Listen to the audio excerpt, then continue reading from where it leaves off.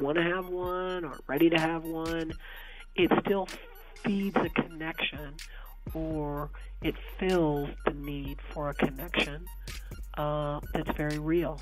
And I'd rather have people out there having that connection made than having them isolated, because isolated is not good.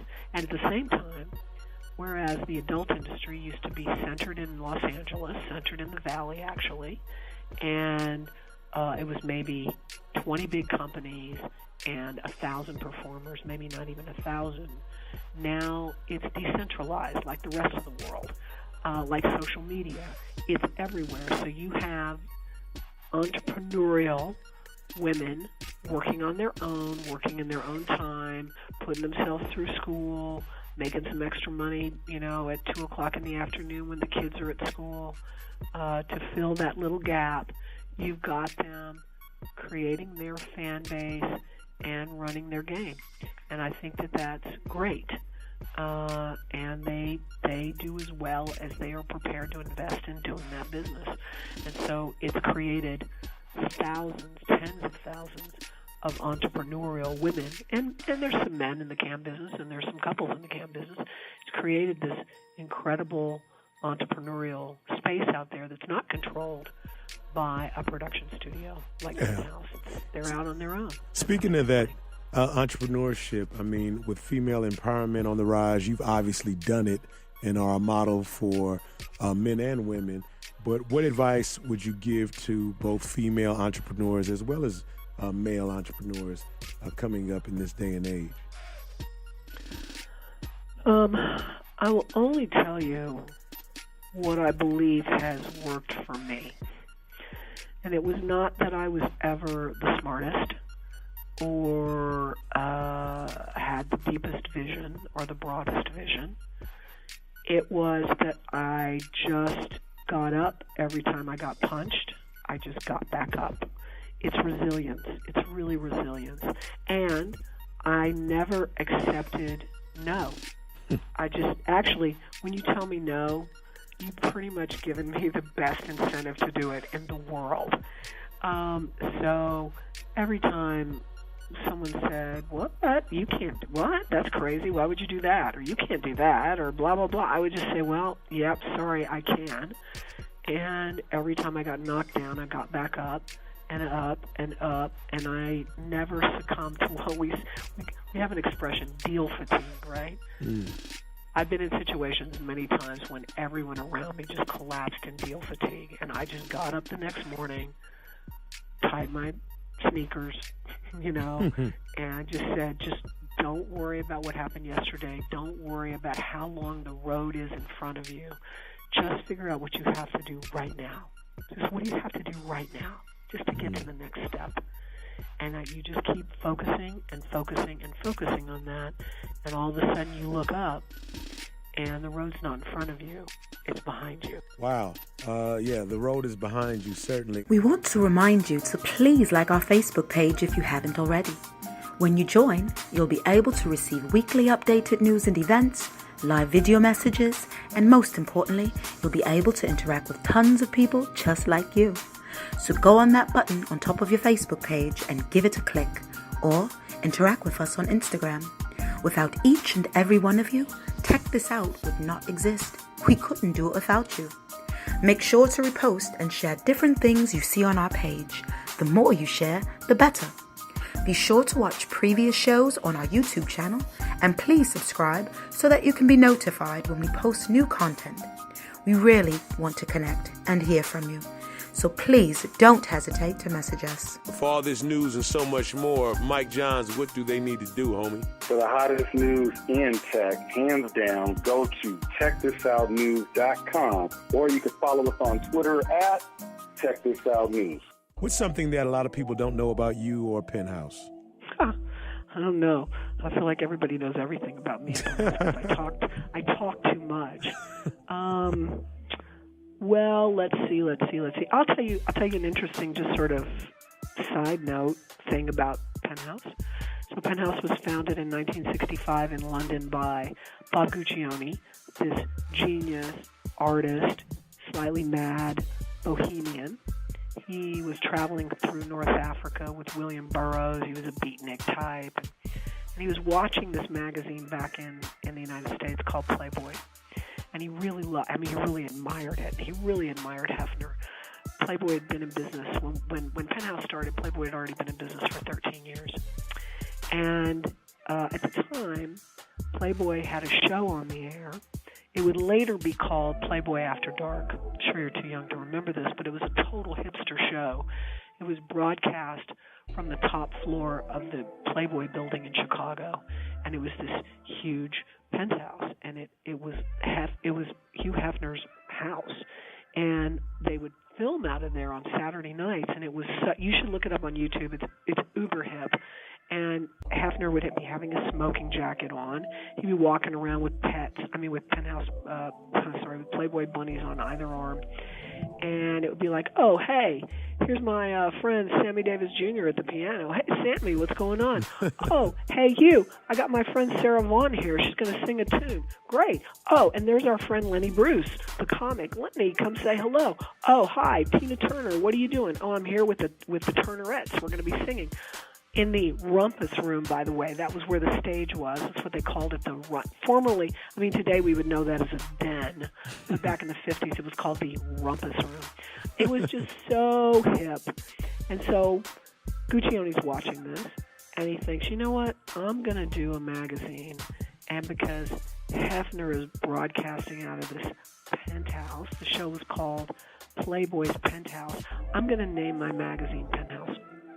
So he borrows $5,000. He learns to use a camera so he can shoot his own layout, and he puts out this magazine, which he promptly sends he's in London, promptly sends it to schools, churches, rectories, and convents. And the Brits put him under house arrest for obscenity.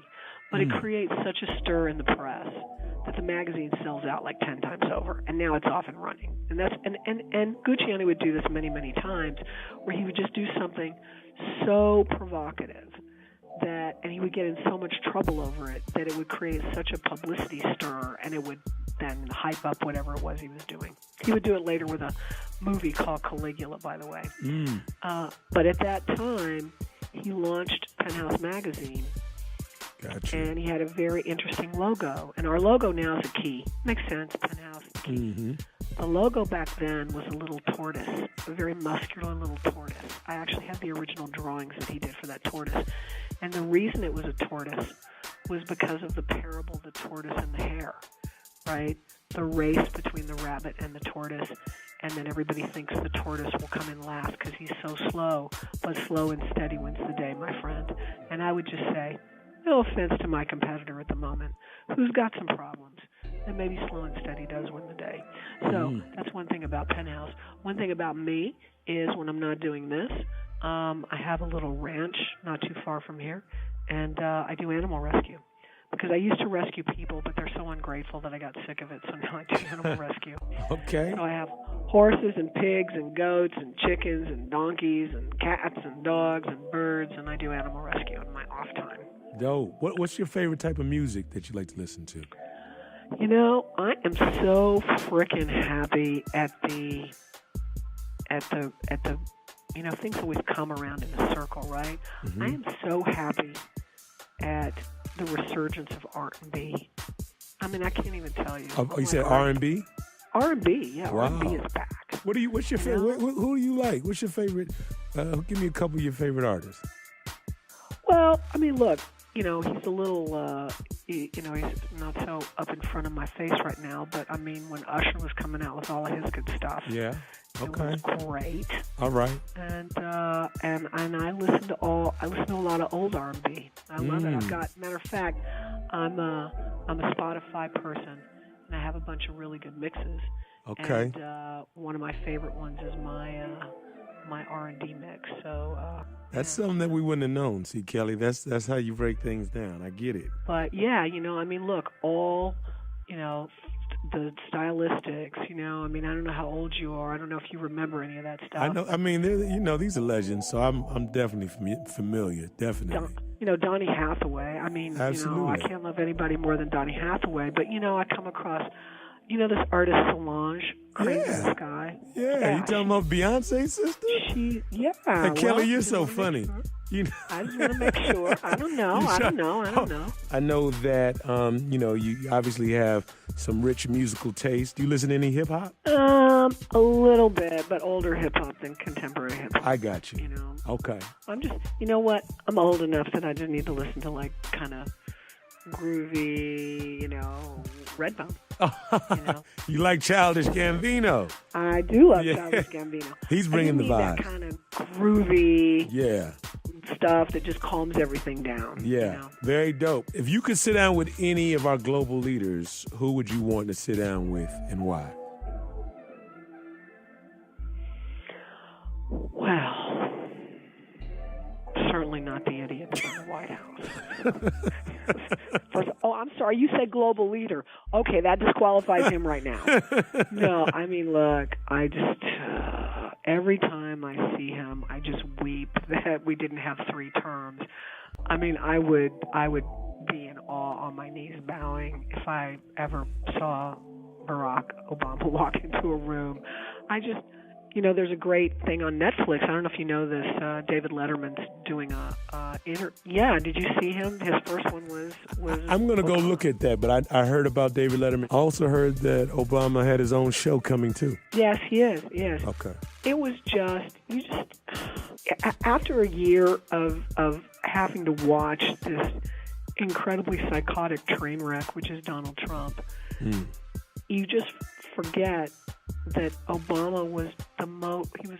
I mean, what wasn't he? Right? Yeah. He was the best looking. He was the coolest. Yeah. He was the funniest. Yeah. He was the smartest. Yeah. He was just like, you forget.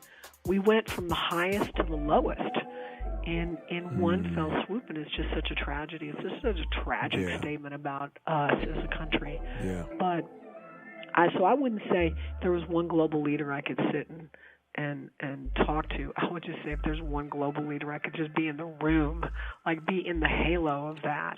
Yeah. It would be him or it would be Michelle. She's wow.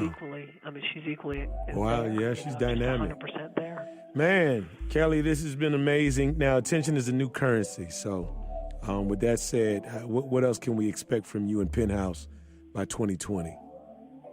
Oh, by 2020. Wow, that's a long time. Well, by 2020, I believe that cannabis will be legal at the federal level, because we're not in it right now because,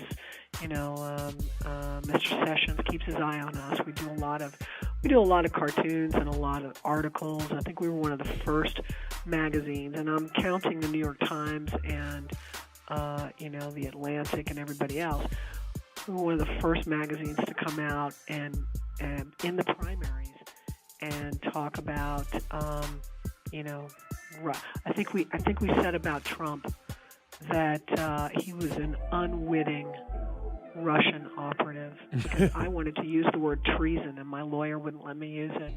But we were talking about the whole Russian thing very, very early on. So, point being is, we probably have people, in Washington that pay a little bit of attention to us. So, we're not in the cannabis business by any means, not while it's illegal at a federal level, but I'm hoping that by 2020 it will be legal, and we will have a whole line of products called Penthouse Aphrodisiacs, which are lotions and oils and lubes and various products and edibles.